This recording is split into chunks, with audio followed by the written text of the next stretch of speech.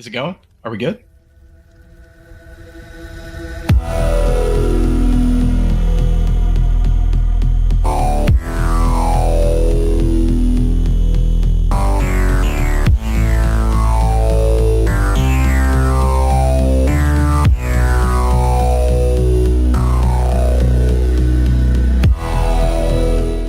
Greetings, everybody, to the most beautiful, delectable, the most savory of podcasts you can possibly imagine, but the taste is not for food.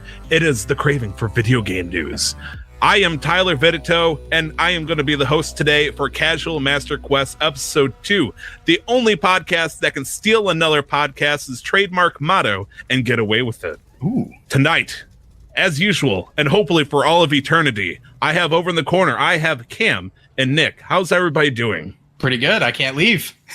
Yes, I do have you chained to the desk, in fact, both verbally and physically. It was part of the contract. You signed in blood. I was like, I warned you the moment you handed the quill. It's like, hey, I know the ink is red.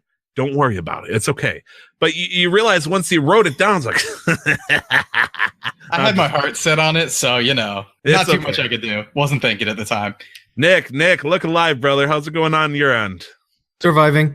It's been you survived another year, in fact, didn't you? Signed a death contract to this guy right here, and just got to make the best of a poopy situation. Yep. Yeah, a lot of death contracts going around. The worst thing he could have possibly done is sold off his maybe whatever the equivalent of a podcasting soul is, so he could podcast with us on his birthday. Happy birthday, Nick. Happy birthday, Nick. I thought I said my birthday's next week. Happy birthday, Nick. Tonight's just a party because it's a long weekend. Happy birthday, Nick. It's your birthday. Thank you. Now it's your birthday tonight. It's your birthday now. As I shake that chair, it's your birthday now. How old are you going to be next week, man? 23 on the 23rd. Woo. I remember when I was 23. Man, what was I doing when I was 23? Nothing good. I remember that too. That's right now. Oh, jeez, man. You're making me feel like an old duffer. My morale just went down, or my psych. Now you're the one getting married soon, so it's, Yeah, I know. Put that on us. I'm the old goat. I went from Punished Snake over to Old Snake. I'm jumping completely different people. For those watching the video, I'm actually wearing an eye patch right now. I don't know why. I think after what happened with me in PSVG, I decided, I was like Punished Snake. My outer haven got blown up. Yep. So, I should have a horn or, shrapnel sticking on my head, but, I haven't killed anybody, so it shrank a little bit. So, yeah, I think, it worked out. Every once in a while, people should get punished. You know what I mean? Just become the punished versions of themselves. It's very important. So, I mean, I feel humiliated, and the humility is strong within me. And for that, I believe in divinity, I will become a better person. So here I am. And you two, as my little jail guards, I'm going to say jailbirds, but I'm not sure what that would insinuate. What that would entail, but that would say all sorts of interesting things. Man. But as usual, we had our fun little rambling session, usually me going on my long-winded rants. Let's talk about video games. I know what those are. Oh my gosh, do you really? Yeah. I spend too much time doing that. Oh my gosh, I was going to pull out a dictionary. Oh man. Cam, tell me about the video games. What are those things? All right, so it's this really crazy thing. Get this, TVs, right? So you got your televisions. That's my initials. Right. You got your TVs. My Tyler. Imagine if it was like a game, but on your TV. Right. Oh. So something happens, but you control it. It's crazy. It's crazy. Now, every Saturday morning, I tell myself I want to interact with the TV by watching Dora the Explorer, and everything I do, I always win every single time. Yeah. Are you going to tell me there's something like that, but even better? Yeah, and you can lose too. Most of the time. Oh my gosh, I never want to lose this Dora the Explorer. That sneaky fox always starts the swipe my swipies. He's a tough one. He's a swiper. No swiping. Oh man. But anyway, yeah. So what do we want to talk about video games wise? Are we going right into the news, or what's on the plate here? Man, what you been playing, dude? All right, geez. So I actually just started work. Pressure's on you. Yeah, not too much, but I've been, grinding away at Pokemon Go. Played a lot of Steep, actually. So I'm this thing where I like to get one like sports game and one car racing game a generation, pretty much. Right. So I've been looking at Forza Horizon for that, but I picked up Steep, which is Ubisoft's like big, winter sports game. Right. So I've just been hammering away at that. It's mostly for fun or anything. I didn't know that it was always online. So it's an always online game, which is unfortunate because those are the life span. Yeah, and they do have a lifespan. They can't keep the servers up forever, so the game basically becomes useless once the servers go down, which is unfortunate. But I mean, are they down right now? Or are you just saying that potentially in the future that's going to be a devastating blow? It's mostly in the future. It's just like in the sort of collector's sense where you have to look forward and say, is this going to be worth anything? Will we get to play this in the future? The whole Halo, it was either 2 or 3 where people were playing up until the last minute where they shut down the server and they it was a full like squad and there was 2 guys left and they dragged it out for 2 weeks, I think. Yes. Yeah, they would not shoot each other. They started living. They set up rules. They set up a society. No, but I get what you mean, Cam. I bought my PS2 back with me from all the way from home, and I still have to find a transformer to get the voltages right to get it running. Yeah. But, I have Burnout 3. What is it? Takedown? Revenger? Revenger? Burnout Revenger. I can't remember. I just know it's the third Burnout, and I have Burnout Revengeance. Yeah. If anybody's ever played any of the Jack and Dax games, I have Jack X, Combat Racing, and those are 2 of my favorite racing games growing up. Obviously, that and Need for Speed, whichever one it was, I think Most Wanted 2. But yeah. Yeah, that Jack Racing game was actually really fun. And Crash Team Racing. I got Crash Team Racing. Yes, for the PlayStation. That was my first and favorite racing game. Hey, Cam, judging by your response, you're like, what the hell are they talking about? No, not at all. I know all this stuff. Okay, you were saying, though. You were saying. Yeah, I was going to say, though, actually, speaking of racing games, have you guys heard the rumor regarding Star Fox? Yes, that potentially they're going to be doing a Star Fox racing game. Oh, man. They're saying a lot of the rumors said in the vein of Diddy Kong Racing. So, it's, I get the feeling at this point Nintendo's just had a new idea where they're like, okay, dead IPs, right? IPs that aren't doing too well, let's racing game. It'll do it. It's the best. Let's go. And so you might see an F-Zero. You might see an F-Zero crossover. Who knows? We'll see. But some rumors coming out from there. But chugging along. Steep is interesting in that it kind of has no loading screens. It's kind of drop in, drop out multiplayer. So you'll see people on the mountain just kind of show up. I think one really cool thing is no matter where you are on the mountains in the game, whether you're snowboarding, skiing, wing gliding, whatever, you can just hit a button and basically back out to the start of the trail, or hit a button and back out to the different area of the map. No kidding, that easy? Right away. Yeah. And it's really nice because if you get tired of a run halfway through and you're really not feeling it, you can just be like, nah, and back out. Nope. Peace out. Just start over. Yep. So I've been working on that. Yeah. You've been playing Pokemon Go. Yeah, I never stopped playing Pokemon Go. I play it every day, so just grinding away. It's a shame to talk about it. That's it. Yeah. So did you do the community event that happened today? Fortunately, it was raining out over here, so I didn't get a chance to too much, and I was busy doing some other stuff, grabbing the camera you can see here, so you can see my beautiful face and such. Oh my! What's it called? Yeah. Ring's starting to tingle. Ding! So it didn't have too much time to go out, but usually I get on that sort of thing. I am happy in that at least I have all the legendaries up to this point in the game, so I'm not. That's still impressive. That's very impressive. Yeah. I just saw that Ho-Oh also is coming out alongside with the trade of Latios, a week ago. Yeah. So good shot. It was fun. You've also been playing Heart Gold Randomized. Now, were you talking like an actual 3DS game, or are you talking a mod? What's going on here? So basically, what you can do is there's a lot of randomizers out there for Pokemon games where you'll basically throw them through a program and it'll change up where wild Pokemon are, where trainers are, what trainers Pokemon have, or what Pokemon trainers have, and that sort of thing. You can change gym leaders, names, everything pretty much, items on the ground. So when you're playing a randomized run, you're basically doing that. So right now I'm doing a Nuzlocke of Heart Gold Randomized, and I'm just finishing that up actually.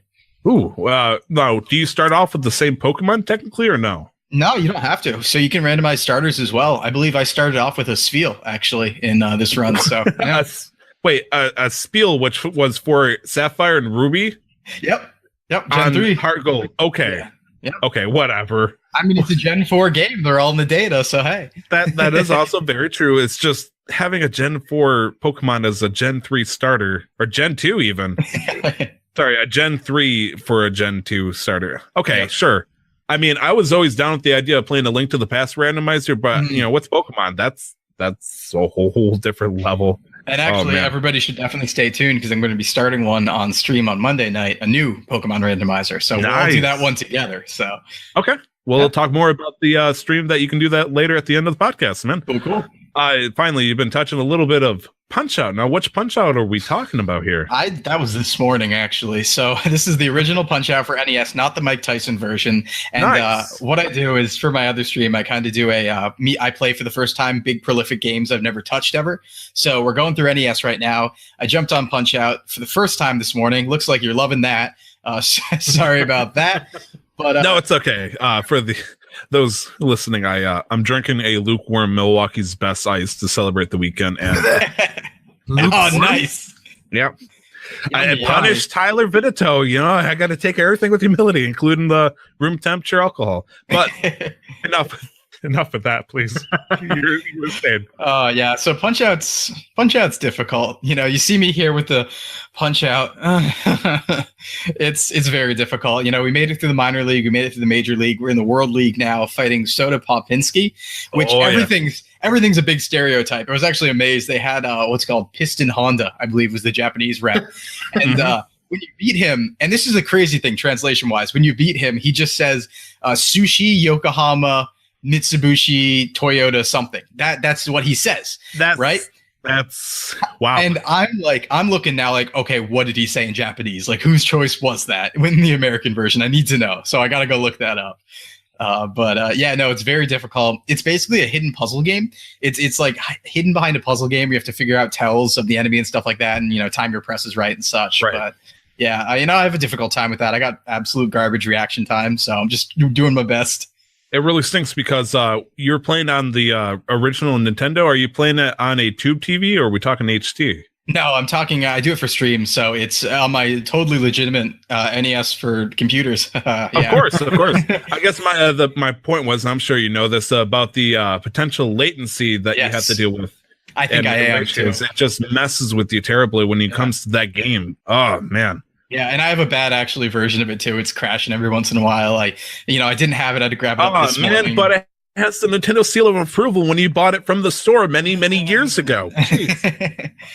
But yeah, so just working through that. So that's pretty much all I've been doing this week. All right. Nick, what's up? Nick, baby, how's it going? Going okay. A little bit hungry, but You're a little bit hungry. Huh? Yeah. Are you hungry to talk about some of the games you've been playing? Hey. Well, game that needs no explanation: Fortnite and Pokemon Go. Just whenever I've been out. Oh, we can talk about Pokemon Go. What have you been playing? I really don't know what I'm doing. Pokemon Go is one of the only Pokemon Go games that I don't really know what I'm doing. Like, I had to do some bank work around my campus this week, so I just walk around. I have my Apple Watch, so I'd open up the app on my watch, and it'll just calculate my steps without having to actually hold the phone in my hand, catch a few things, getting my seals done for whatever reason. I don't really know why I'm doing it. Getting field research done for whatever reason. So I'm just working through it slowly. Then Fortnite, my friends who I usually play with, they're all traveling, and they finally came back today. So I woke up. As soon as I woke up, they're like, "Oh, we're on." I'm like, "Well, I'm on too." So that was the first thing I did today. I haven't really played much of D2 this week, just because it's been busy and I need a lot of time for that game right now. Oh yeah. And just ending off like the days with a game called RimWorld. RimWorld. I've never heard about this game. What is it? I really like RimWorld. It's one of those games that I have to be careful of. It's one of those games that drags you in. It just sucks you in and holds you in for hours.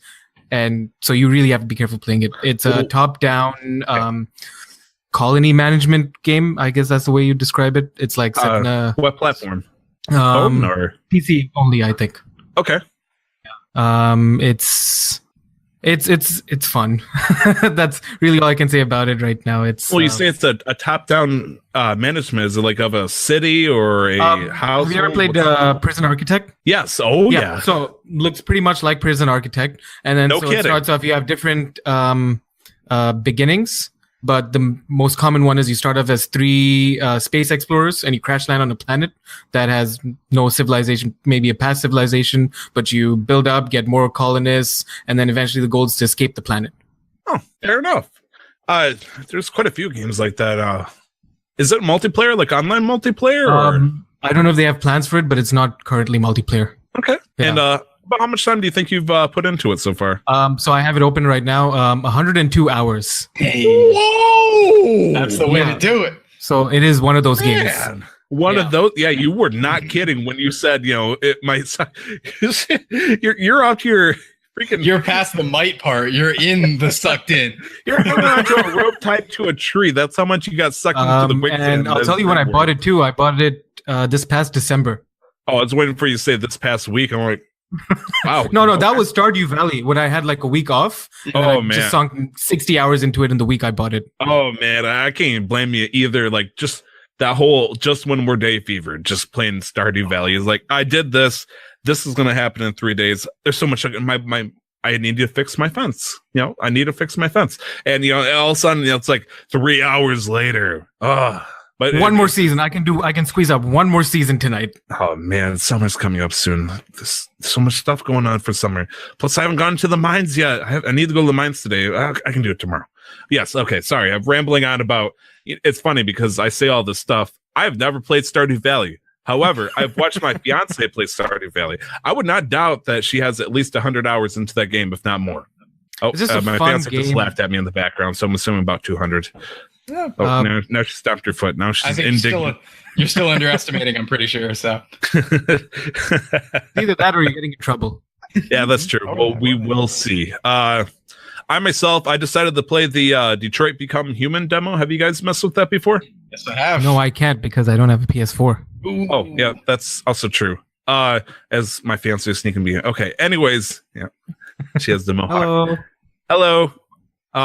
Detroit Become Human. Oh man, you said you played it over at PAX, didn't you, Cam? Yeah, so they had the 2 E3 presentations, and then of this specific demo, and then I played it at PAX East as well this year. So now, what did you think about it when you played it?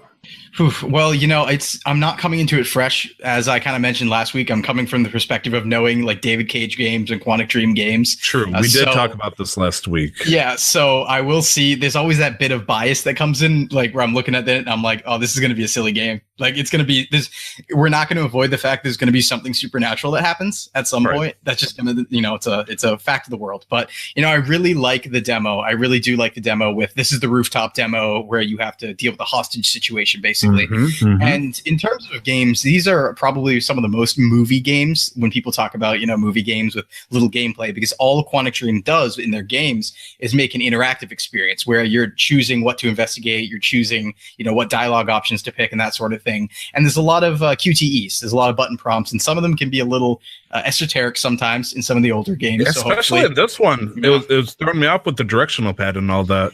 And I also realized that we've pretty much had this conversation already. The only difference is my third eye has opened because I played the demo myself. I'm actually really sold into it. It freaks me out because my usual cynical self is like, it's okay. I mean, it's good interaction. It's a Quantic Dream style game.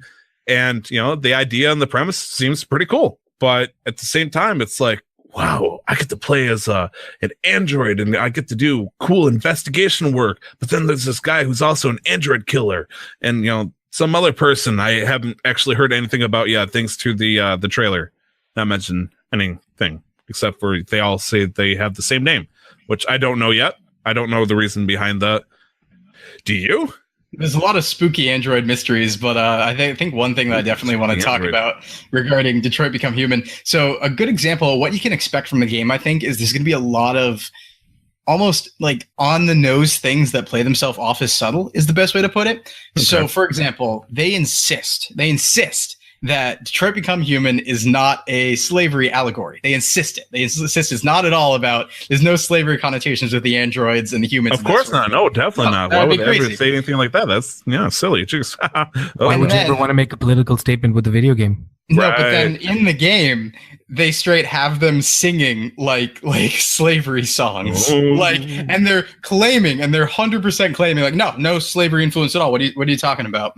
And that's just you'll see a lot of that in this sort of game where they'll hit you with something that's really, really on the nose and try and play it off like it's some sort of subtlety that only a genius would understand.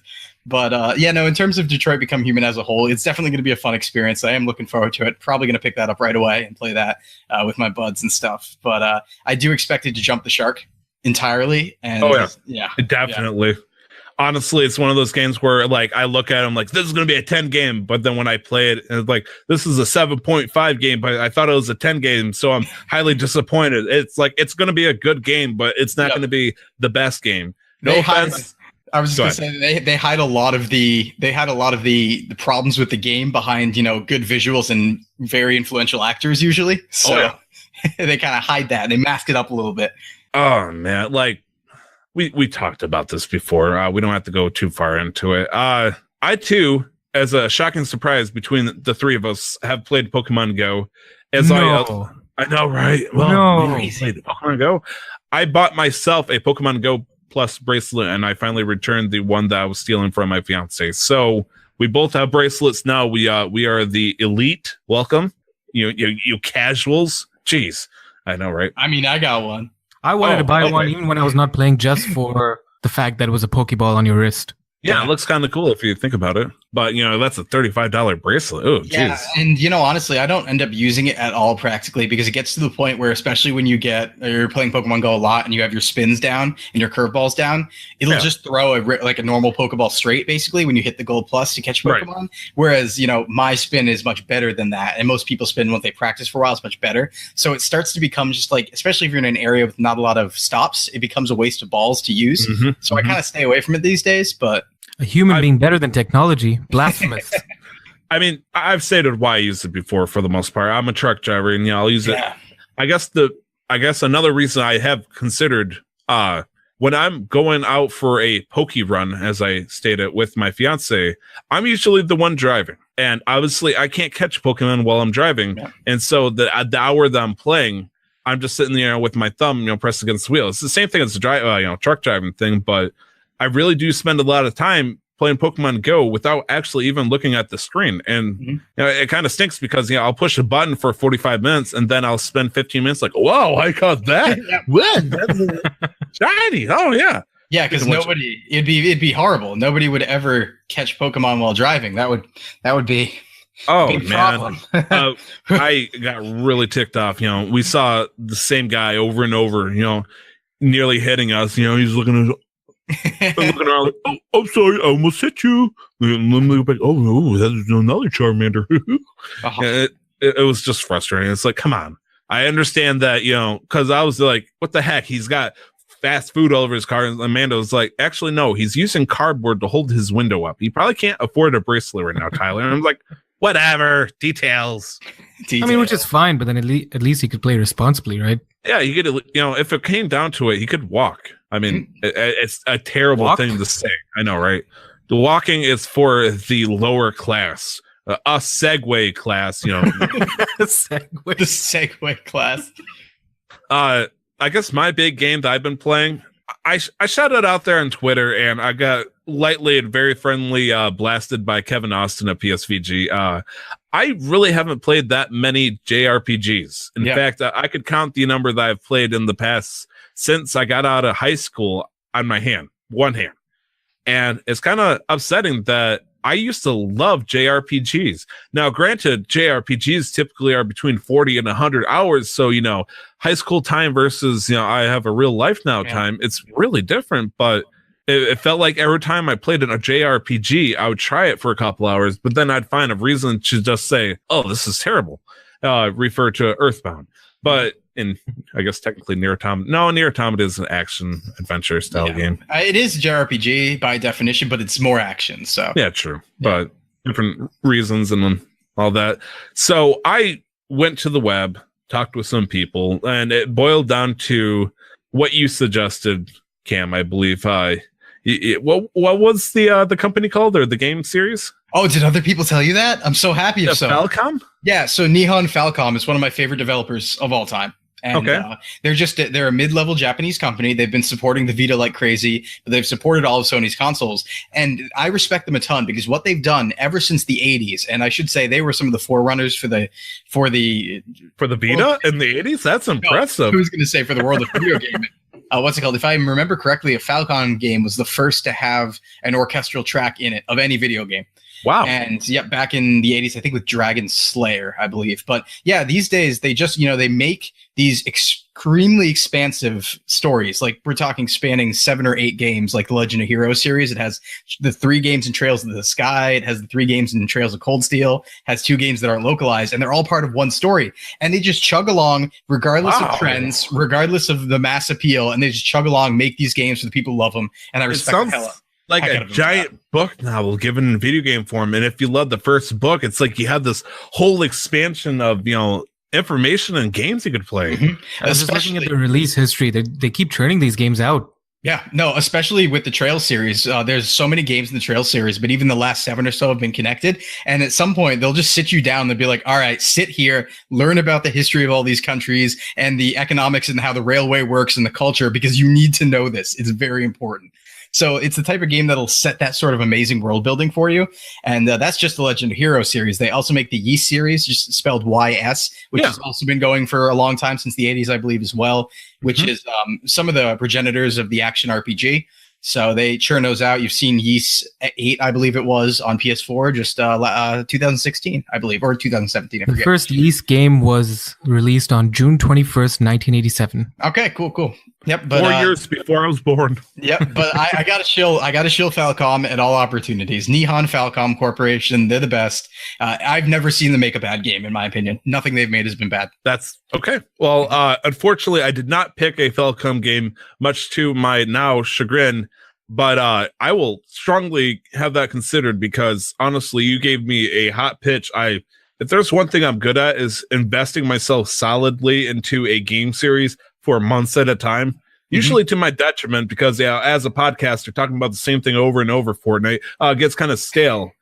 But because I had to get banned being able to talk about RuneScape for the longest time. Yeah, no, that's why, especially when we're doing podcasting, that sort of thing, it's important to get different games in every week to try and get that spread, and especially with new releases and stuff. But when it comes to the Legend of Heroes series and that sort of thing, you need to know you're strapping in for like 600 hours. Like each game's 50 hours practically, and there's like 7 of them. So man, do the math. So it's a little mess, but yeah. But it boiled down to between Final Fantasy 15 and Persona 5. Yep. Now, I know 15 is a good game. I know Persona 5 is a good game. They have different quirks and benefits to, different things. I honestly could tell you that between the two of them, I like the Final Fantasy 15 style a little bit better. However, I've also watched about 5 or so hours of my best friend playing this game. I would say at least an hour and a half to 2 hours of that was him driving in his car. Yeah. And I was like, I get to spend like an hour and a half, 2 hours a day. Am I going to spend a half hour of each day if I'm going to a different location to drive in this freaking fantasy car? Is that a legit thing, Cam? Or so here's the problem with Final Fantasy 15 is like, I'm not sure. I've seen the driving. I think when I've experienced the early demo and when I went ahead and I played it a bit with a friend for I think 5 or 6 hours, but when I did all that, it was a bit of a trek. I mean, it wasn't 30 minutes, I would say, but it definitely was like a few minutes. But I actually have not finished or played most of Final Fantasy 15, which is usually like that would be right in my wheelhouse. The problem is because they keep on supporting the game and releasing new content, so the game is never finished. And so I'm trying to wait for everything, but it's now been like 2 years of them just putting out new stuff, and I'm trying to wait for got the VR headset so you can play Final Fantasy 15 fishing. The deep, like it was like the Monster Beneath or some crap like that. I mean, we like that it's getting supported and getting all this new story content. Cool. Absolutely. But it also sucks because we want to play it. And it's like you want to play it, you want to beat it, you want to be done with it. But exactly. If you're not going to get the complete experience, then what's the point? I'm just waiting. I'm just sitting on, I'm sitting on the clock at this point with it. But it's like the opposite of like Destiny 2's problem, where there's a lack of content. And then here, there's too much content. Too much. It's like, let us stop. Give us a couple of years or something. And then you can, Skyrim it. Just port it later. But let us enjoy what we have here. 10 years of Final Fantasy 15. Oh gosh, don't say that. That's possible, man. That's actually really scarily possible. Yeah. Persona 5 was a bit of a mystery number to me. Like it was an invariable. I've never seen it played before. I've gotten I played a little bit of Persona 4, I think on a PS2 emulator, I believe, but it wasn't really like, this is cool, but, I don't got time for this. And it kind of died out. But Persona 5, I looked up and people praise it to the high heavens, but nobody I've talked to, save for one podcaster that, I haven't talked to in months, said, this is a fantastic game. It's just incredibly long. And it's like, screw it. People give me crap for saying that I am very spiteful of JRPGs. Persona 5 is a great game, as said by others. I'm going to give this a shot and prove that I can enjoy a JRPG. And so I put in 5 hours into this game, and I can safely tell you, I do not think I've left the tutorial yet. You probably haven't, if I'm remembering right. Yeah. How much of Persona 5 have you played before? Oh, I beat it. Okay, right now, obviously the no spoiler thing, even though it's been out since forever. I'm currently initiating the first official siege of Kamoshida's castle. Okay. So, I'm technically I'm trying to find his treasure, essentially. Yeah. And so 5 hours in, they're still teaching me new stuff like fusion. And it's like, are you serious? There's still more stuff that you can, give me another 15, 20-minute tutorial on. It's like, I can't remember half the crap that's going on so far. Ambush, knockdown if I'm lucky. And that's pretty much it. I can negotiate with them if I, knock them all down. But it's like, I don't remember how to find their weak spot. Is it trial and error? Sure. Social links. Okay. Where's I can't see a social links. Where's my proficiency at? How do I rate? Okay, I got to work in tools. Oh, I need stuff to get, the work in my tools. I need to get materials from the dungeons. But it's like, systems on systems. I got 14 days before I get expelled from this high school. And sometimes I ask myself as I'm going through this castle, why not? Is it worth it? Yeah, let's say. Why don't I just kill the guy? Yep. Persona is a series, and especially Persona 5 too. It's one of those games, like you said before, where when you're out, when you're working 40 hours a week, when you don't have that high school time that we talked about before, it becomes really difficult to play games like that because they do command that kind of attention. They want that kind of focus because Persona 5, depending on how fast you play through it and that sort of thing, most people are averaging out around 70 hours, and a lot of the Persona games are like that. And it's fun. I'm not going to lie. I'm having fun with it, but it's like playing 4 different board games at once. And obviously I got the chessboard right in front of me, and that is going to be everything. If I played that and I get through with that, I'll win. However, the more I play this chess game and not touch any of these board games, suddenly the computer gets harder. If I start to neglect social links or upgrading my personas, it's gonna bite me right in the butt, and I know that. I know that just from foresight. Yeah, I have some advice for you, Tyler. Uninstall. No, just get good. Yeah. Okay. I mean, I haven't lost yet, so I'm doing okay. I'm just like I can see right now. But you're complaining. Just get better. Just play better, Tyler. I'm happy where I'm at. I'm just saying, in the future, I'm probably going to need to actually get good because I feel like I'm going to do terrible. And then when I do get good, I'm going to run out of time and the moon crashes into Termina. That's the wrong game, but whatever. Play that turn-based JRPG better. Yes, micromanage your time. I'm going to ask you a very serious question. This is for personal reflection, asking for a friend and all that. Cam, is there a character that's kind of like Chie in Persona 5? I see. A gentleman and a scholar, much like myself. I understand completely. I'm sure you understand. Not really, unfortunately. Yep. This game's not worth it. Why? My heart goes out, dude. My heart goes out. I understand completely. But the closest you're going to get, there is somebody, and she's not even really. No. I can't. No. Not really. I'm not going to get my close childhood friend style that, likes to punch stuff and, get right into it. Unfortunately, Persona 4 is really the only case of that. You don't have that in 3 and you don't have that in 5. So, man, maybe I will have to get back into 4, but what's up? I'm just going to say, and in the earlier ones, you have, they're different games. 3, 4, and 5 are in a pretty standard continuity, but 1 and 2 in terms of Persona are relatively separate. And, while it is still the same universe, there's a lot of lore and spin-off stuff going on there. But yeah. If there's one thing I want to say, kudos to Atlas, because I am amazed with some of the steps that they're willing to take.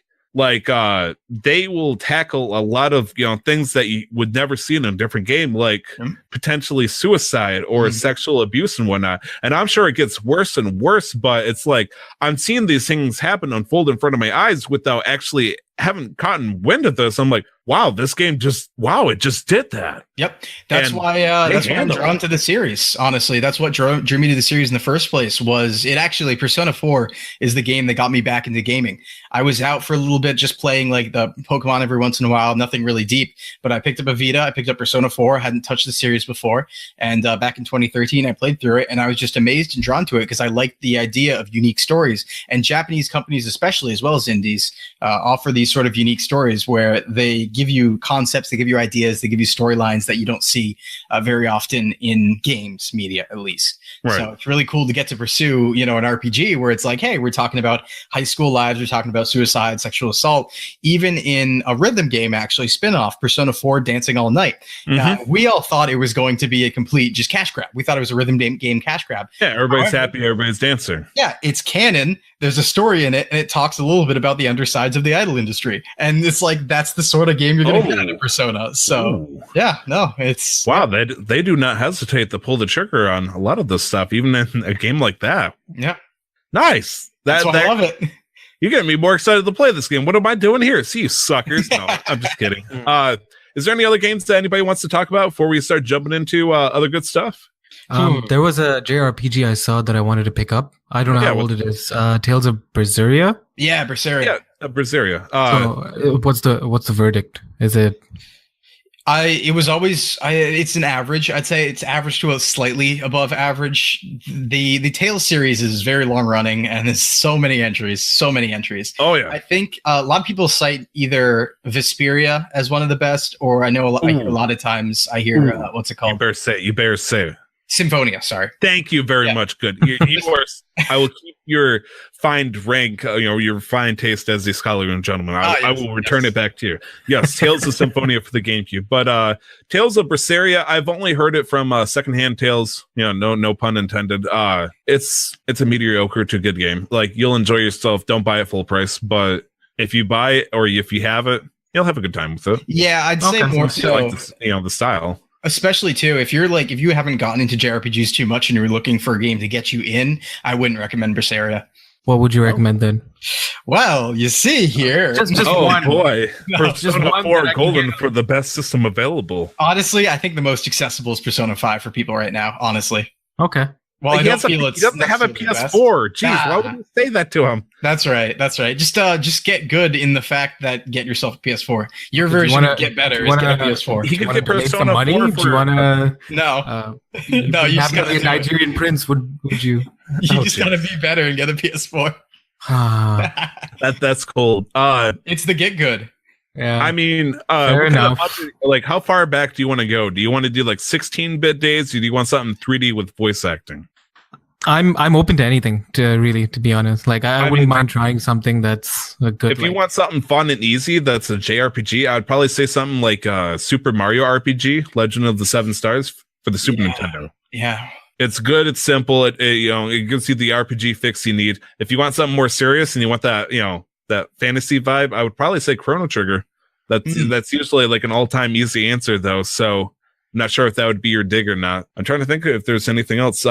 Paper Mario, I guess. Yeah, I was going to say, actually, if you've never ever touched a JRPG in your life once, Paper Mario is, I think, a good intro because it's very light on RPG mechanics, but it gets you in there a little bit. Then, from there, you can move to the more modern Fire Emblems. You can move to Persona 5. Those are all, JRPGs right now are doing very well. There's a lot of big, popular, accessible ones that have gotten mass appeal.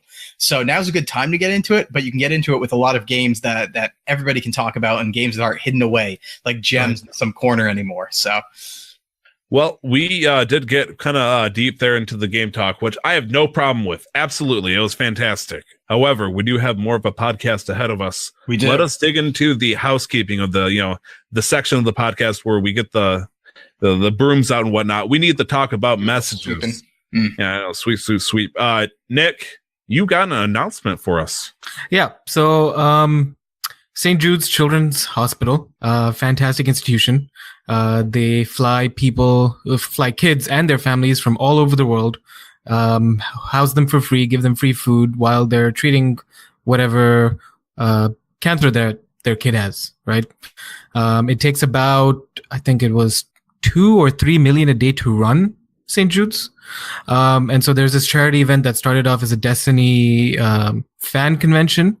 So the first year, that's all it was. It was just a fan meetup started up by two Destiny streamers and one other guy. His name is Kevin. He's on Mixer right now at KMagic101. And then Professor Broman and King Italian on Twitch. So 2016 was when they partnered with St. Jude's to start raising money. Their first year, it was $500,000. $500,000. $500,000, a little bit over $500,000. Last year, 2017, it was $1.3 million. And then this year, it's gonna go. It's gonna be insane. We don't know what's gonna happen because they do a charity stream, a week-long charity stream, the week before the event. So that's gonna be later on in early July. Okay, right? I was gonna ask you when it was, but early July is. So the event is on the 13th of July. So from the whatever's the week, 6th of July to the 13th. Okay, and that's when they raise the bulk of their money. And they've had Ninja with them for a while, so it's going to be insane this year, especially because of all his newfound success. Yep. Even I know that name now. So he's on gas station pump ads now. Yes, he is. He's everywhere. Wait, are we joking? No, we're not. He's on gas station ads. Yeah, they have him up playing. The gas stations had the TVs to play the crappy stuff while you're fueling. He's on them now. He's made it big. High quality entertainment all over the place now. Yeah, the finest. So you can, if anybody's interested, you can go to guardiancon.co, and top right corner there's a little support tab, and then you can click on it and it'll take you to the Tiltify page where you can donate money, if you so choose to, because it's childhood cancer, and if you don't, you're kind of a jerk. Yeah, I was gonna say in terms of like the least evil things. Curing kid cancer is just, that's like the top right there, right? In terms of the least evil things ever. Yeah, that's like Paladin. Yeah, that's like beyond Paladin at that point. So you won't go out in the street, you won't find somebody who's like, let those kids have cancer. So you want to get in there and you want to do those donations is what you want to do. So and even Overwatch, they started a breast cancer awareness drive recently. They were selling a skin for one of their heroes, Mercy. Yep. For $15, and it's a pink skin, and it's a beautiful skin, and it's $15, and all the funds go to BCFA, I think so, or BC. I can't remember what the exact organization was, but they've raised about $1 million so far or more. Like BCRF, Breast Cancer Research Foundation. Yeah. Now, usually the more sinister, cynical side of me is like, they're just trying to do this to get good press and all that. It's still freaking awesome. They could do something like this, which is fine. Like at the end of the day, even if you're doing it for selfish reasons, if the money is going to like a well vetted foundation and they're actually doing good at the end, they can do whatever they want for good press. Yeah, who cares? Like, if the press, it's fine. Honestly, like, who cares? Yeah, you're right. You're exactly right. As you say. It's awesome that they can do something like this, even if people like me are like, they're just trying to do it to look good. Yeah, I bet they are, because they are good, doing something like this, and they deserve credit for trying to raise money for awareness. And if anybody needed more convincing, St. Jude's doesn't hold any. They don't hold any of their research back. The research, whatever they find that actually helps people, they just put it out there for anybody to use. Yep. So I could get Spark Notes of anything if I wanted to from St. Jude's. I'm not sure that's the exact format. It might be a downloadable PDF, but Advanced cancer research for dummies. So that was my big bit for this week. Awesome. Okay. Fair enough. Michael, a prince from Nigeria, asked, what game system did you guys grow up with? Oh, question coming in. Yeah, I know, right? Oh, geez. Let's see. Primary to grow up with. For me, probably there's a lot, but Game Boy Advance stands out the most. That was the big thing that you grew up with? I played that, not even grow up in terms of like, I started, the first thing I had with NES, and then skipped a little bit, PS2, Game Boy, all that stuff. But I played the Game Boy Advance the most, definitely. Huh. That's actually a surprising answer. Usually you don't hear about a handheld, but that's fair. I'm a handheld in terms guy. of amount of time, it was between my PS2 and my Game Boy Advance. I started with the PS1. But yeah, the Game Boy Advance, mostly because of Emerald. Emerald was my thing until the cartridge died, and then all my saves got corrupted. Oh yeah, and that was a sad. Sorry to hear that. We'll have a moment of silence for the corrupted save. I can fix it. Yeah, okay, fine. I can replace the battery. No, fun fact. Let me get this out here, actually. If you guys have any of your old Pokemon saves, this is something that you can do and 100% works. Okay. If you can keep your game on while you change out the internal battery, get a new one in there and save over it, you can keep your file on the new battery. Fair enough. That's good to know. I still have my blue save, Pokemon Blue, from when I was 4 years old because I switched out the battery in 2013. So like you had a hunch it might die at this rate, so you decided to do that trick just to keep it going. That's cool. They start dying usually like 10 to 15 years. The original one started dying, right. So a lot of them have been going down ever since. A lot of replacements being done. Now's the time, kind of, but. Yep. So you can save those. You just have to be very careful because if you touch anything really while you're in there, it's going to freeze the game and then your save file's gone pretty much. So. Oh yeah, I have. There was a game cartridge. I don't remember what it was called, like Monster Rancher or something like that. Monster Rancher. And basically, what happened was if the cartridge shook even lightly, I think it jiggled the battery and it would just kill my save instantly. Just one strong shake. Something weird happened here and started to sound like a robotic turkey short-circuiting. We'll spare you the noise part and let you enjoy our growing paranoia about international surveillance. Okay. All right. Yep. That make it better? Yeah, it did go away then. It is gone. Any wires touching?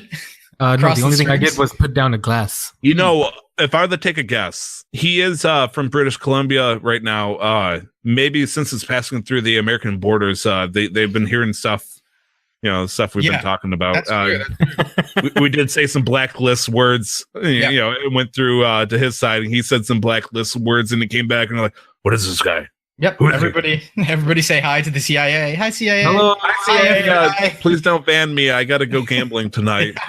I still haven't sorted my Charmanders out, please. True. Let me expand on that question a little bit because I want to say something regarding that. Nobody talks about, I feel, regarding the Game Boy Advance and why I like it a lot.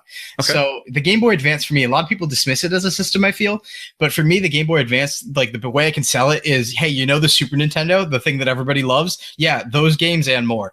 Because so many Super Nintendo, very big, prolific games were ported to the Game Boy, often lesser ports, fair. But when you're a kid, you don't care too much about that. Yeah, who cares? And then they had their own, spin-offs. They had a bunch of own exclusives of their own. So the Game Boy Advance library is crazy. Almost practically most series you can think of appear on that, especially Sega stuff, because at that point the Dreamcast had been out and gone out the way of the Ghost. The Vita, yes. Yeah, Sega was bringing all their stuff over. So you had Sonic Game Boy Advance exclusives. You had Gunstar Heroes, things like that. So, I'm a really big fan of the Game Boy Advance, and I think it deserves more credit. That is a very true point. Like, Game Boy Advance was the then emulator of other, dying or otherwise closed out systems. Yeah. That is a huge viewpoint. I never considered that. Like, but you're right. Like, Link to the Past, obviously, not Pokemon, but I'm thinking of Kirby now. You said Sega games and whatnot, but. Yeah, Nightmare to Dreamland was on the Game Boy Advance. So I love that game. You could link up and play with other people over the Game Boy Advance. You got Golden Sun, you got 2 Fire Emblem games in the West, I believe only 2 in the West, but practically every series you can think of. Final Fantasy 1 and 2 are on a cartridge together. Final Fantasy 4 is on a cartridge. All the Super Mario World. You got Yoshi's Island. You got everything. Game Boy Advance has one of the best libraries. Wow, 100%. People really discredit the Game Boy Advance. They never really talk about it. You're like, oh, this had most of the good stuff on it, ports and all that. But no, Game Boy Advance. It was like the ye olde version of the Switch. No offense. I love my little Game Boy Advance. I played it to the point where the screen I couldn't really see anymore in daylight because of how scratched up the screen was. Yeah. And so I could only play in darkness, but then that wasn't feasible because there's no backlit screen. So it had to be like a weird mix of dark and light, but there couldn't be any light directly near me. And I lost the back cover for the batteries. And then it got to the point where the batteries wouldn't even fit in the slots anymore. So jeez. Just that is a hard ghetto life right there, my friend. Game Boy Advance is great. That's the plug there. So I mean, between me and my friends back in we're talking like between 5 and 10 years of age, being first class and second class citizens between the group of us was whether or not we had the battery covered to the back of our Game Boy Colors. Yeah, because if you didn't have it, you're like, wow, you're trash. I know it's terrible to say, but it was true. I'm not kidding. Yeah, no. I had very high pride that I still had my battery cover. I think they tried to steal it or something like that just to put on theirs. Since it was, interchangeable. But kids are simultaneously the best and the worst things. Yeah, no, they scheme. They scheme, don't they scheme? Oh yeah. But myself, it would be easily the Super Nintendo, but you have strongly encouraged me with the Game Boy Advance because, as you said, it's almost having like a little bit of the best of everything right in your hands. Yep. But that's more on what I grew up with. What I, like the most now is, of course, a little bit different. Vita, but yeah, as he looks around to his fine, beautiful collection and a large Neo Geo arcade set behind him. Hey, yeah, you can't see because my head's in the way, but I do actually have more Vita games than I do. Oh yeah, I can see him over there, hiding in the corner. A little graveyard over there. Jeez, fabulous beauty. That's all the questions we have in announcements for right now. We do have a couple of news pieces. Let's dig right into that before we accidentally burn up too much time here. Yeah. The first piece is probably the most important and kind of depressing. Cam, I know you are going to be the person to give the eulogy for this. Despite what you said earlier, go ahead and take it away, man. So after many years of not supporting it whatsoever, Sony's finally announced that they are stopping production of all Vita cartridges. However, Japan is still going to be making theirs, so that's really all that matters. At first, this was very dismal, and this is still dismal for things like limited run games and things like that, where they're actually stopping the whole mechanism for producing them. So not only can you not request physical copies now, even indies are going to have trouble putting out new things on Vita now. But in Japan, at least, they're continuing production, and Japan's the only people besides indies who have been supporting the Vita. So we're okay there. And you know what? Vita's going to keep on going for years in Japan, just like the PSP did. There's going to be Otome games, what's it called? The visual novel games where there's a bunch of pretty boys and they're all chasing one girl. Those are super popular in Japan, especially in the PSP. They still make them. They still port them over. They still sell them in stores. So Vita's just going to do that for the foreseeable future over there. You are a man of class, and I have nothing but full respect to you. Yes, but it is pretty sad. It is pretty sad that just keep swimming. That's all they have. I mean, I kind of wish the 3DS would die, and you think it would at this point, but it's still hugely successful, even if it's not doing anything. Yeah, I've been advocating for the death of the 3DS since the Switch came out. I think it's ridiculous that they're honestly holding back so many franchises on this 240p handheld that came out in 2011 or 2010 even, I believe. But we have the Switch now, and it'd be so much better if they just focused all of their development efforts right on Switch. But, we still see 3DS sold 6 million last year still. Yeah, from a gaming point of view, thank you, Pokemon. Things on the Switch, but from a financial point of view, it is a cheaper platform to get. It is a lot more accessible, and so that's really the only reason it's still in production, I think. Yeah, and they are cheap. Pokemon Go definitely stimulated interest, and then obviously Pokemon Sun and Moon happened, which just caused a huge surge. But speaking of Pokemon, there's also been the elephant in the room. Yes. News. The elephant in the room. Under the bridge. My name is Troll News or News Troll. I'm a mixture of excited and you sound apprehensive. Excited, Nick. I don't sound it, but that's the apprehension coming through because the leaked titles were Let's Go Eevee and Let's Go Pikachu. My apprehension comes not from the fact that we're gonna have the graphics are going to be better. It's going to be a proper mainline core RPG game on the Switch. With those apprehension, I doubt it. My apprehension comes from the fact that it's going to be linked to Pokemon Go in some way. Oh yeah. No. So say Pokemon Mystery Dungeon style. So I have that. If it comes out that way, I would feel like it'd be a lot better than if it went the Pokemon Go route. Because do you remember the Pokemon Walker that came with Hard Gold and Soul Silver?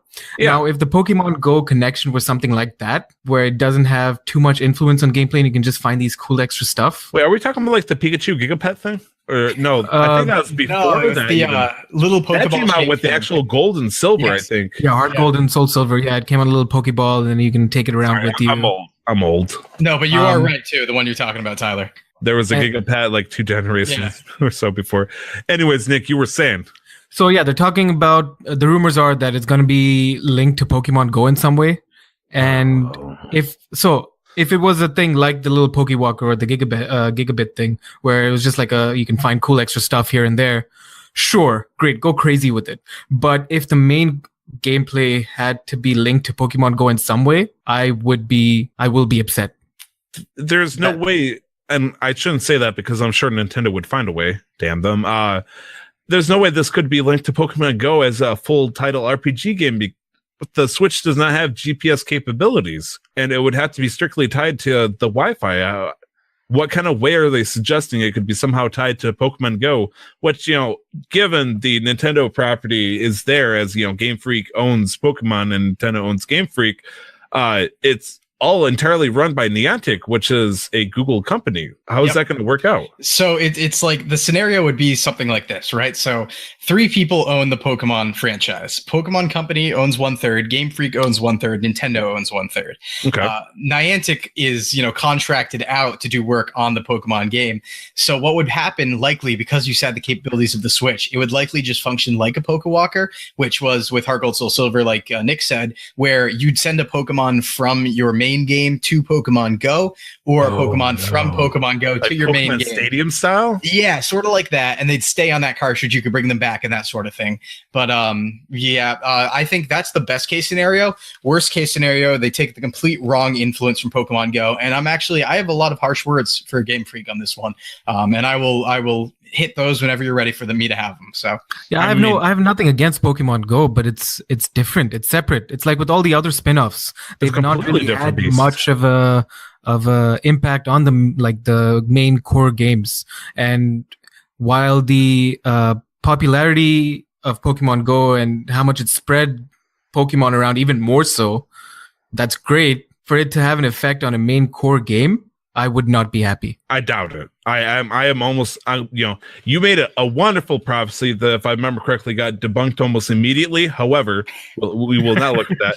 I'm going to say with almost 100% certain, this is my prophecy of my hand over my eye patch, the equivalent of my heart. It will not be tied in Pokemon Go in any way, shape, or form. That's a hard call. I will say this is a very credible leak. I am going to stay with certainty. All right. If I'm wrong, I will not eat a pen. I'll eat this lei if I still have it. If not, at least you'll be able to digest it, I hope. Yes, instead of that pen that I immediately forced myself to be in the position to have to eat. Yeah, I have some words for this, though, if you guys want me to run a little bit here with Game Freak. Go ahead, take a minute. You lay down the law. Yeah, so I'm very, very scared and I'm very worried about these leaks, because the one thing that we're overlooking here, I think, is that what the leak said too was that this is a Kanto remake, a semi-remake of Yellow version that's going to be probably set in the future, featuring Red and Blue and that sort of thing. Follow Pokemon are back, yada yada. And I want to harken back to some of the earlier leaks for this mainline Pokemon Switch game, which was there was a picture of a Lapras on what looked like Route 21 using Sun and Moon graphics with an Eevee on the shoulder. And this Let's Go Eevee version came months after that, but that original image had yet to be officially disproven. So it's very likely that that's a real leak.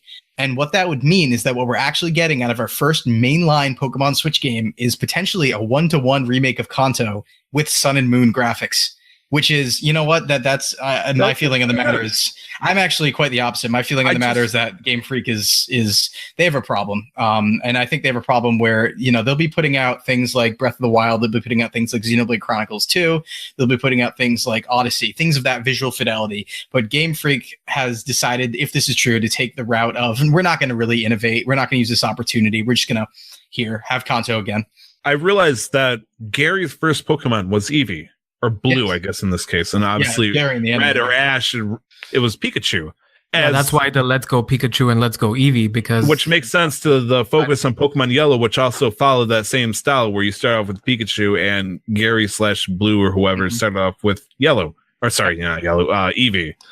Also, the latest Pokemon movie features an Eevee prominently, and it's not out yet. And there could be some stuff there as well. There's a lot of new Eevee merchandise coming out. Masuda over at Pokemon's been tweeting out Eevee stuff. There's a lot of stuff going on. Yeah, but I'm really disappointed if this turns out to be a 1-for-1 for Kanto. My opinion is, if you want to overhaul the graphics, right? If you want to overhaul the visuals, make a beautiful game that Switch is capable of, that's fine. Do Kanto again. But if you're just going to take Sun and Moon and not put any really effort into it and just 1-for-1 make Kanto again, and by that early leak, we might have seen that it's the same lineup as Route 21, like changing almost nothing. That's extremely disappointing for a first mainline Pokemon game, and that's really them dropping the ball. That's a $60 game right there. No, and we'll see if it even is. Maybe they keep it at 40, but still, that's dropping the ball and a chance you could have had to innovate finally. What if they do that, but then just last minute curveball announces for the 3DS?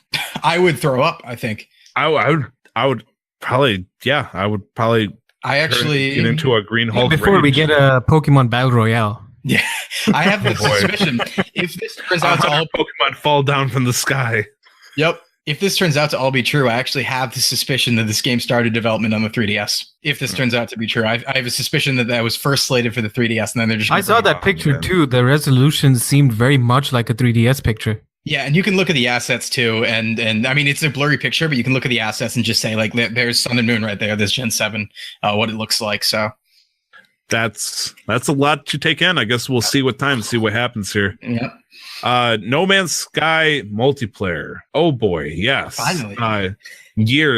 Years after it came out, No Man's Sky finally is getting the multiplayer it promised. July 24th on the it's called the next update.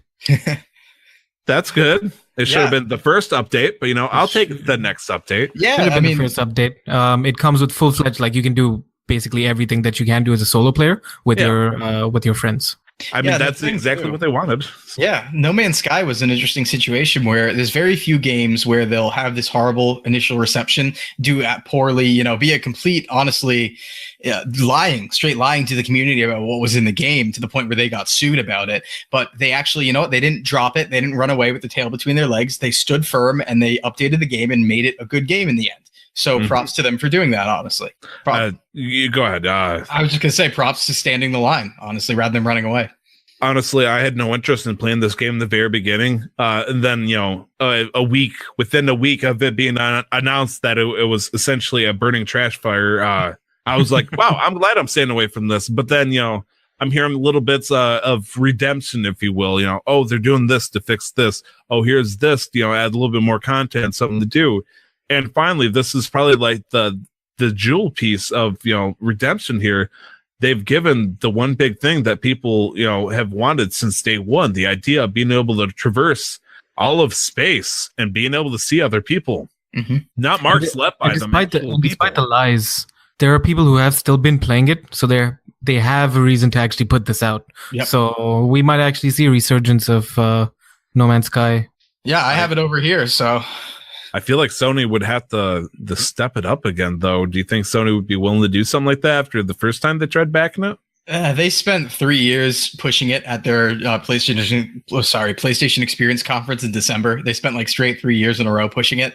I think they're done talking about it. I don't think it'll have any sort of stage presence or anything like that, but it will be good for the people still there, 100%. And people will come back. People will come back for that. All right, fair enough. See, somebody has down here for Ubisoft earning calls. Pardon me. Jeez, the Milwaukee's best, I swear. Who threw this one down? I did. It seemed like Ubisoft in general had a pretty decent year. Financially and games-wise, a lot of their games ranked pretty high in comparison to other big developers that they listed down here. They have 3 new AAA titles out in the next fiscal year. The Crew 2, which I have not played the first one, so I can't say too much about that. Tom Clancy's The Division 2, which is expected to be out at the end of March next year, and another unannounced game from a franchise. The issue with The Division 2 coming out next year is that it seems like it'll be a indirect competition with Anthem, EA's Anthem. So it's going to be interesting to see how those two play out, or that plays out. Yeah, that's definitely an interesting fight, I think, too, because Anthem's situation, honestly, is very much tied up in the Battlefront 2 controversy, when we saw the loot box stuff happen, Anthem, which everybody saw coming from a mile away, but the second all that stuff went down, everybody looked towards Anthem, and they were like, yeah, we're going to delay. It's not like we had all those systems in our game or anything, and we need to fix it.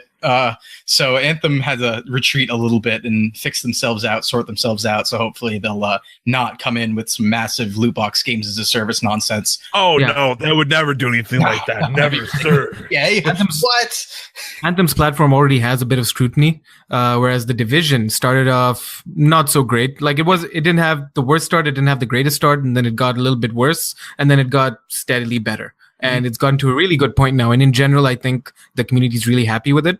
So we have a good community versus something with scrutiny or like some criticism behind it already before it's even out, and we've seen proper gameplay of it. Yep. So it's going to be if I had to bet, I'd bet on The Division 2 doing better initially, for sure, because there are a lot of people excited for that in a new setting. Mind you, I say initially. I don't know what's going to happen after that. Yeah, I think, I'm definitely in Ubisoft's camp here. I think I agree. They had an amazing year, honestly. Last year's E3 from Ubisoft was really good. Honestly, it was on par with some of the console manufacturers, E3, as a spectacle. So Ubisoft's been doing a good job. They're in good boy territory, as far as I'm concerned, with what they've been putting out. Right. So I want to be on their side. I do think, though, I think that BioWare's name might carry a little further than The Division initially, but I don't want it to. I really think Division would deserve a second chance over what's going on over at EA and BioWare with that sort of thing.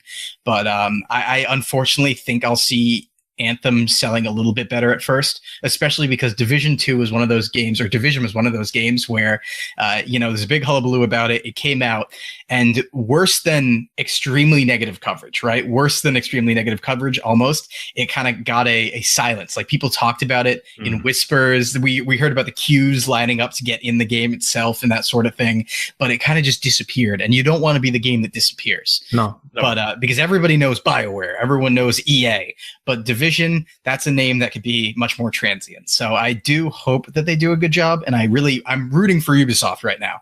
I really am, especially because they actually just bought themselves back recently. They were going under hostile takeover. Vivendi, right? Yeah.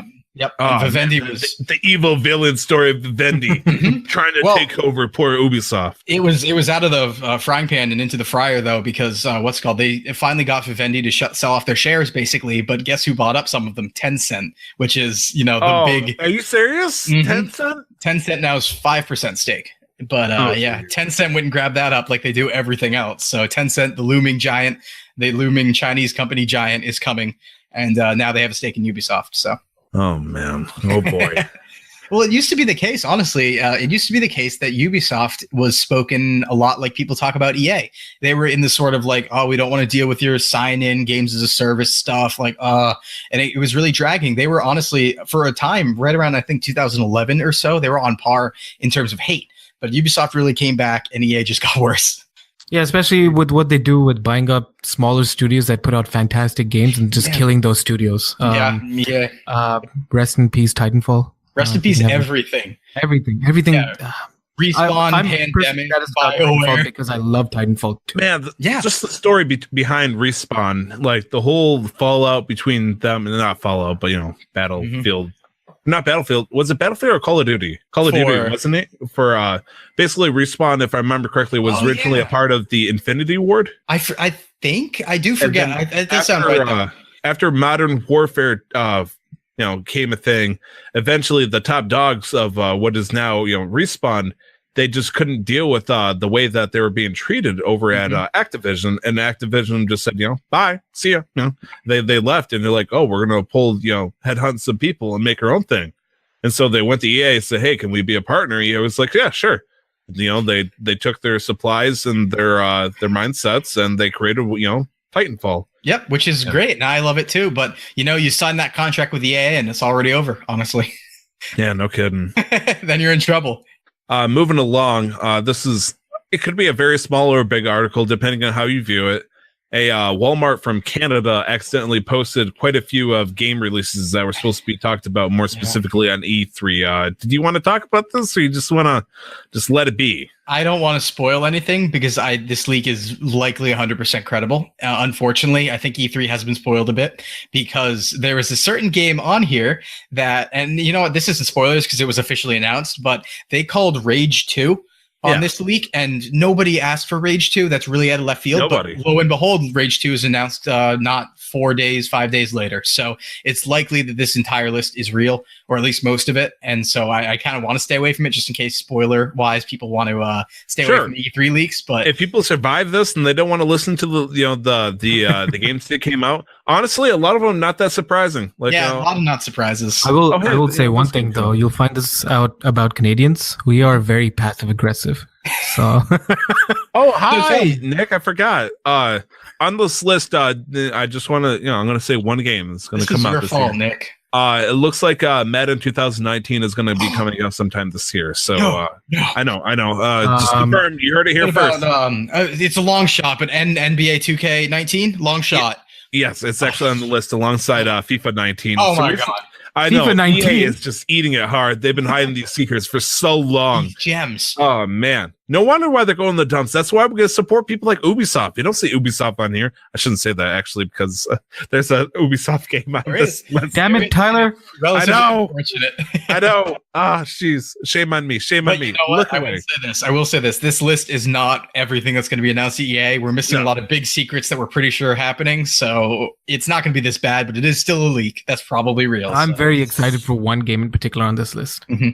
So yeah. Yep. But yeah, just keep your eyes out for Walmart Canada and stay away from that because they got you. There's quite a few games that came out this week. The one I remember in particular was this Friday, or I guess last Friday, since you guys are hearing this on Monday. Hyrule Warriors Definitive Edition. I know we technically talked about it last week, but it came out this Friday. So Switch owners rejoice, I guess, unless you have a Wii U game version of that, like me. Then don't rejoice. Yeah, don't rejoice because you're not going to waste $60 to buy the same thing plus an extra 4 skins. Screw you. Yep. No, we're getting down to the point where I think there's only 3 big Wii U exclusive left that aren't ported. Yeah, I think I'm waiting 3 or 4. So I'm waiting for the Skyward Sword Twilight Princess Wind Waker Trilogy HD remake to come out for the Switch. Then you just need Xenoblade Chronicles X, Tokyo Mirage Session, and Wonderful 101, and I think you have almost everything. So yeah. That's pretty easier much to everything. have some sort of like online thing where you could go through a catalog of games and maybe either pay for the games or have a subscription based system where you could download and play those games as much as you want. Well, boy, if those are Nintendo games, then I got news for you, my good friend. I guess looks like I got 3 big games that got listed by my fellow compatriots over here. Wizard of Legend. What is that game? That was me. It was it's a very much top-down roguelike game. Just really fun, really simple. It's a shooter slasher kind of game. Just full of action.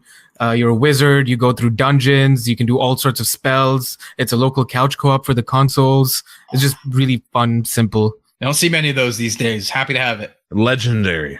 May 25th, I mentioned it before, Detroit Become Human. Finally. It's coming out, within, this week. You're hearing it. I'm assuming this Friday, the Friday upcoming, Detroit Become Human. It's a big chance. It's worth the risk, I think. And plus, actually, I have that next Monday off, so I'll get a chance to fully play it. Unless, of course, I'm completely held up by Persona 5, Personal. I'm making this personal. People, oh my god! I won't complain if you're held up by that. Honestly, I probably will. I honestly, I'm going to sink some good time on it. I kind of wish it was on the Switch, though. Play it on the go, but who cares? I'd also wouldn't say that's out of the realm of possibility. Honestly. Oh, don't say that. I'm already ticked off. I paid $50 for Persona 5 today, right now, Saturday, May 19th. Really?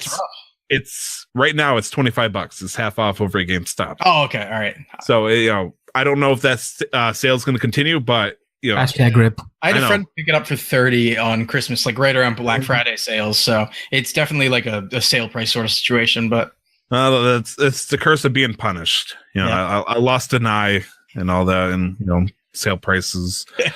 State of Decay 2 is coming out for Xbox PC. Yes, May 22nd. I'm not going to be touching that game. There's a lot of games that are on my list of even looking at. That game is not. It never really crossed my realm yet, so I haven't heard enough people talk about it. So honestly, a few streamers got early access, and so far the reactions have been positive. I haven't heard anything. That was a really dramatic pause right there. It's mostly been no raving reviews, nothing really exciting on my Twitter feed. It's just been a fun game. That's it. Yeah, I think, I was actually talking to my buddy Josh about this, who played the original State of Decay, and we were more talking about it and the sequel and that sort of thing. And zombie fatigue is a real thing. A lot of us got tired of the zombie genre and stopped playing those games. But State of Decay offers. I'm also just terrified of it. It's just scary. Yeah, scary too. But State of Decay offers a lot more management in terms of not social links necessarily, but you often have to manage fights between your different survivors and that sort of thing when you're building your encampment. Some people might get angry over some situations and start arguments and start fights. So there's a lot of management in terms of managing your your base, managing your town, managing your people, as well as the zombie survival game aspect. So that's at least a nice innovation, I think, on the genre. Try and get that in there a little bit. So, happy for State of Decay 2. Happy that they actually decided to make a sequel for that, and that's all going and good. Actually, I think that the company that makes them were so set on this vision, so set on making this game, that the name of the company, I think, is called something Undead, like Turn Undead or something like that, because they were just a great paladin spell. They were just set on it. They were like, we're making a zombie game. Our company name is Undead, whatever. So yeah, Microsoft got a game out. Little claps for them. Yeah, good job, Microsoft. Good job. You did good. Sea of Thieves, but they need encouragement. Okay. They need encouragement just to put out a game. I mean, they're so used to buying their companies or otherwise having everything else on it that they're not used to doing, making their own. It's like, this is weird. This is new territory for them again. Mm-hmm. The funny thing too about Microsoft is, I joke about this a lot, but Microsoft's kind of a sleeping giant, because they only got in, honestly, and this was a game history thing, but they only got in the console space to compete against Sony because Sony's PlayStation was becoming a household name. Their whole purpose for getting in was like, we don't want Sony to be bigger than Microsoft. That's ridiculous. Certainly not. We're Windows. You don't know. This is us. This is America, right? So they made a console, and they've been keeping that ever since, just to kind of do its own thing. It doesn't turn a profit. It's like a joke that's gone too far, and they just have to keep it going. And there's only 2 series keeping it alive right now. One of them that's gotten a game recently. The other one, we have heard no news about. Yep. And the thing though is that they're kind of a sleeping giant in that if they felt like it, Microsoft could win. Microsoft could win the console wars if they were just like, hey, look at our Microsoft money compared to your Sony money and your Nintendo money, and laugh, because they could just buy everything pretty much. Oh yeah, I mean, the Microsoft, especially their Xbox One department or their video game section, it's minute compared to their computer section. If they decided to say, hey, we're going to put a little bit more money over here, I'll say, bam, triple funds. We could do all sorts of crazy crap. If they felt like it, they could buy every Western developer. I feel like if they did that though, it would show that they're taking things a little bit more serious. And I feel like they're in a happy, comfy position. Honestly, if they had their way, this is just me paraphrasing what I see through them. If they could make a giant holographic middle finger and aim it at Sony, and that somehow stemmed the flow of the money that Sony could make, Microsoft would be doing that instead. The Xbox 360 would not exist back in the day. But you know what? They couldn't make holographics back then, so the 360 and the Xbox One is just simply going to have to do. I'm sorry. Yeah, and it's crazy too, because the whole brand. So if you take the Xbox brand as a whole across all the consoles, it was profitable for 1 month once, and other than that, it's just been in the hole red ever since. So they're perfectly content sitting there losing money, being like, Sony though. They could have been making millions. Suckers. Stealing it. They just want to get Microsoft culture, Microsoft name in households, and that's what matters much more than the actual sales. So heck, the only thing I really know that Microsoft wants to get to everybody is their favorite color is blue. And blue screen. I guess wrapping up, is there anything else you guys want to go before we go into the final stretch? I'm pretty much all set on my end. Nick, I know you want to make that announcement one last time. Go right ahead, buddy. Yeah. So if you want to help cure childhood cancer, kid cancer, go to guardiancon.co. There's a support button top right of the page, and it'll take you to the Tiltify page where you can donate or subscribe, sign up to be a monthly donator for St. Jude. If you don't, you're a jerk. You heard it here, folks. Okay. I guess I'm going to hopefully, if I make money from this casino trip, I will very, very strongly consider that as, maybe my Falcom funds can go to that instead. How's that feel, Cam, knowing my Falcom money game? Falcom, sick kids. I know, right? Hard choice.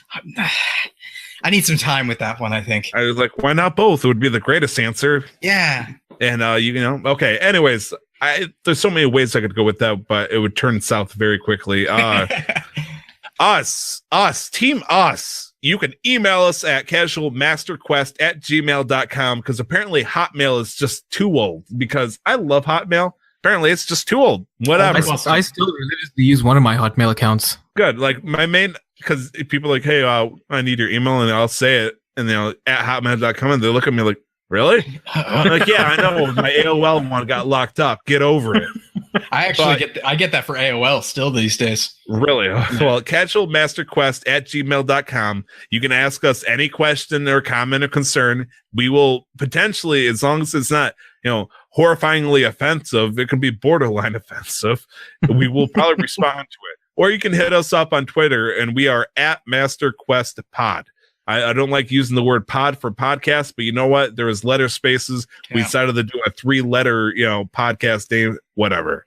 All podcasts and gaming that we will be doing together, if we do it, will be found on our YouTube channel, which we'll link because we don't have a cool custom mural yet. We don't have the 100 subscribers. Don't worry. One day. In fact, if you're watching this right now, since it doesn't do anything for you besides link us more of our good stuff to you, just hit that subscribe button. Do a favor. Smash that button. That button. Smash the fun in the base like a boss. I know. I just some angry version of Jacksepticeye. I can be found on Twitter at 2xTyler, all one word, all letters. Nick, where can we find you, buddy? You can find me on Twitter at LRWarrior11. Yeah. I'm also at Mixer whenever I do finally get a chance to stream at mixer.com/LRWarrior11. Nice. And Cam, what are you looking like over there, bud? All right, you can find me at Cam Collects on Twitter, one word, because that's how Twitter works. I stream on Twitch, also Cam Collects, and it's Saturday mornings at 9 and Monday evenings at 7 p.m. That's in Eastern Standard Time. And you can also check out another podcast I'm on over at intothevideogame.libsyn.com. And very specifically, you said potentially this Saturday you're going to be playing the Pokemon Heart Gold randomizer. So that's actually, Saturday is when I do the play for the first time thing. So Monday night is going to be probably a Pokemon randomizer, and that's going to be very interactive. So if you guys want to, come on, we can name Pokemon after you. You can help me make decisions, and we're going to speed it up a little bit so the game doesn't take 22 hours. But we're going to do a Pokemon randomizer. Now, when you say Monday, are we talking about the 21st, as in technically people that are hearing it today? You're right. I think it would be, in fact. Okay, just making sure. I don't want to, goof up here. So tonight at 7 p.m. Yeah. Yeah, if you're listening to this through the podcast feeds tonight at 7 p.m. Eastern, since he's the coolest Rhode Islander on this podcast currently, unless the Challenger would appear. There's like 5 Rhode Islanders, so it's not that Look, hard, we clarified there was at least a million of you suckers, so I don't want to hear this crap. There's like 3 houses. I mean... Well, okay, whatever. If you want to check out our Discord, go ahead and check out our Twitter, like I said, at MasterQuestPod. We have a link for it. You can go bug us, and we'll probably bug you even further back until you leave. Don't worry, we're friendly. A little too friendly, actually. There's beer, beer and bad decisions go hand in hand. Sometimes you get alcohol and you get a scratch-off ticket, and they're like, hey, let's sell you $1 scratch-off tickets. Take 500. It's like, okay, sure. I don't know where I'm going with this. Anyways, thank you very much. I'm Tyler. He's Cam. He's Nick. And this is actually the final section. This is it for episode 2. Not the end of the whole podcast. I would hope not. That was Casual Master Quest, guys. Oh, boy. All right. Let's wrap it up. Yep. You guys have yourselves a great day. And don't forget to never stop the grind. Peace. Love you. Love you, too.